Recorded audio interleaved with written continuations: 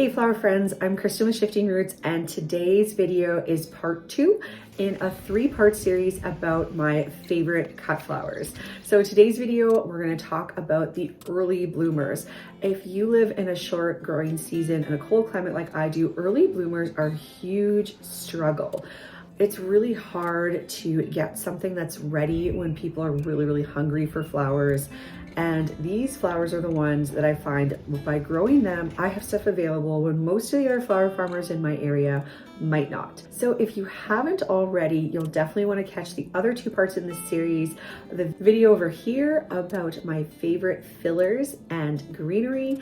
Later on, when I have this video edited, I'll put below in the description notes the other one about my favorite general season cut flowers. So the whole premise is either like my desert island cut flowers. If I had to be on a desert island and I had to make bouquets, what are the cut flowers that I absolutely need with me?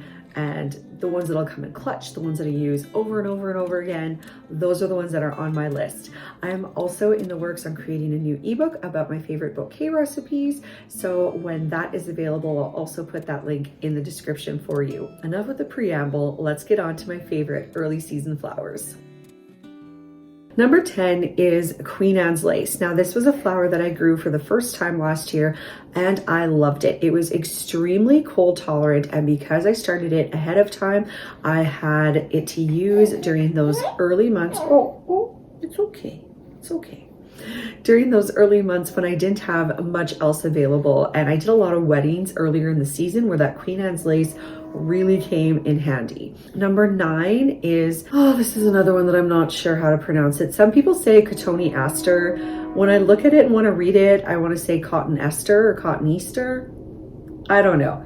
Choose your pronunciation. Anyway, this bush leaf, whatever it is, I grew up calling it bird berries, but anyway, I use it in arrangements in the early season all the time. It has just this really delicate little white flower, which is really helpful. And again, it's one of the first things that are green and beautiful when not much else really is, where I live anyway. Number 8 is apple blossom. So whether that's from a full-grown apple tree, your crab apples, or if you have a beautiful ornamental crab apple tree, any of them are fair game, and they just really add some extra color and dimension and smaller flowers when really early in the season, like when it's tulip season and there isn't much else blooming. Number 7 is anemones, and I specifically like the white ones with the black center. I think they're called Nero Blanco.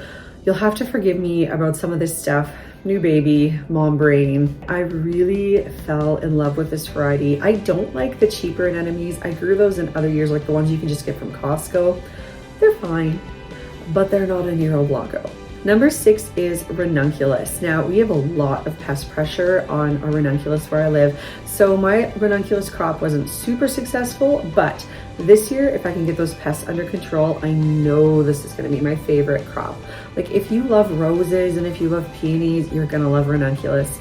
They're so gorgeous. They're such a lovely, cool season flower. You need them in your life. Number 5 is rat tail statice. Now, I feel like this is such an underrated flower that like nobody really likes or cares about, but it blooms much earlier than the regular statice, and it's just like a really welcome spike when, you know, your snapdragons are not ready. There's really no other spiky type flowers at that part of the season, so I will always have rat tail statice in my garden. Number 4 is Saponaria. Saponaria is so cold tolerant. You can start it early.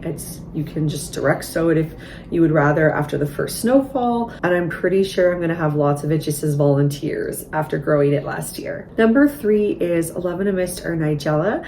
This is another flower that I had grown before, but this year I was quite successful with it.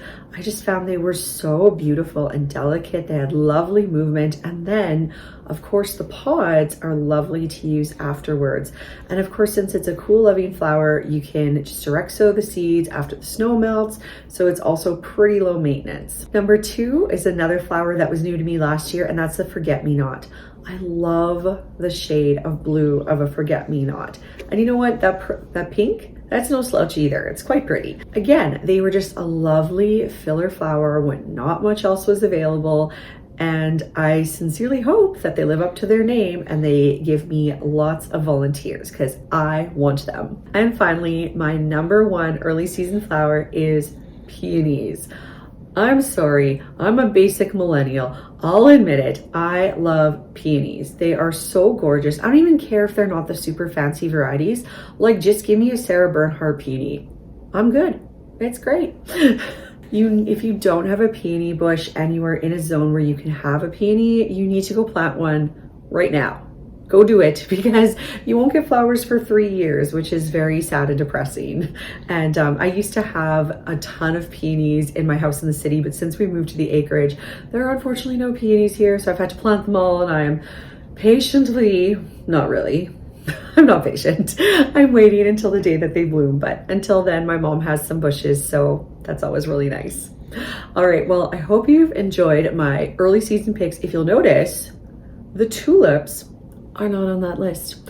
Now, don't get me wrong, tulips are gorgeous and beautiful and everything wonderful, but they are a pain to grow in zone 3. And as a flower farmer, I just feel like the losses you can get with tulips are so huge. The deer, the voles, I don't know, squirrels. We don't really have squirrels here, but I feel like squirrels would also kill your tulip bulbs. The rabbits. And then if you manage to pass all of that, but you forget to water your tulips, oh no, they're gonna have short stems and they're not sellable. For your best luck, I think a part shade area works really well, especially where I live. I feel like the way that people grow tulips in, say, like zone 5 and up is very different from what I have to do to get successful tulips. So anyway, you can hear my diatribe about tulips in this video. And then if you're really up for a sob story, you can watch my tulip horribleness video from last spring in this video. All right, friends, thank you so much for joining me, and make sure you join me for part 3 in our cut flower series, where I share my kind of all-time favorite cut flowers. All right, bye-bye.